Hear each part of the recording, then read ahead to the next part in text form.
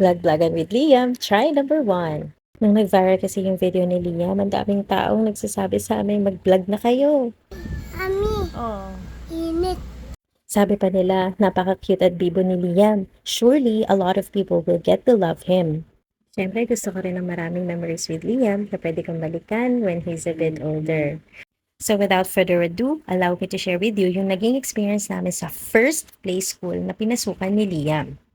Yes, first play school. Dahil ang plan ko is to let Liam try different play schools muna para makita ko kung saan siya magiging pinaka-komportable at madaling mag-adjust. Siyempre, kasama natin doon yung affordability, flexibility, and quality ng mga magiging experiences ni Liam during his play school days.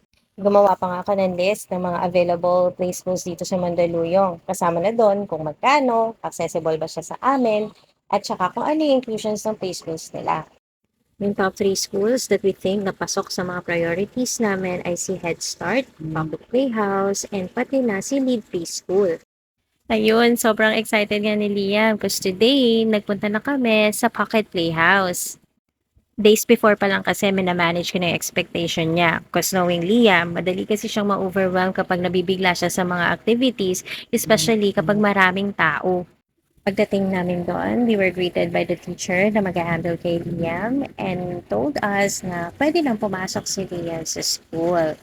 They also told me that I could sit in para kung sakaling hanapin ako ni Liam, madali niya ako makikita and mas maging madali yung pagiging komportable niya doon sa school.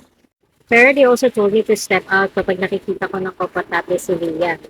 And I think napaka-importante nun dahil doon ko malalaman kung ready na for school si Liam. Habang nakasitin ako, napansin ko na napakalinis and organized ng mga gamit nila.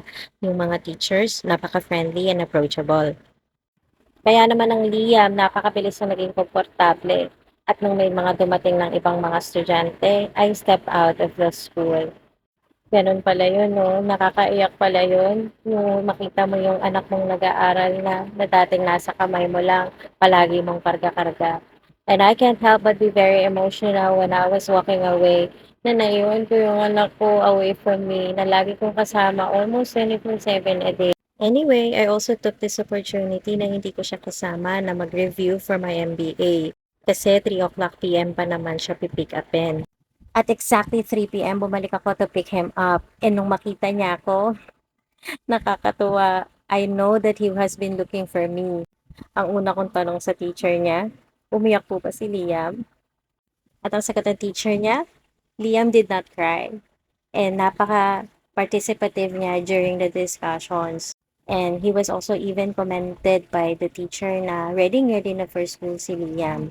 And so, ayun, that's the end of this vlog. Kung nag-enjoy kayo dito, please let me know para alam ko kung ipagpapatuloy ko yung pagbablog about play schools ni Liam.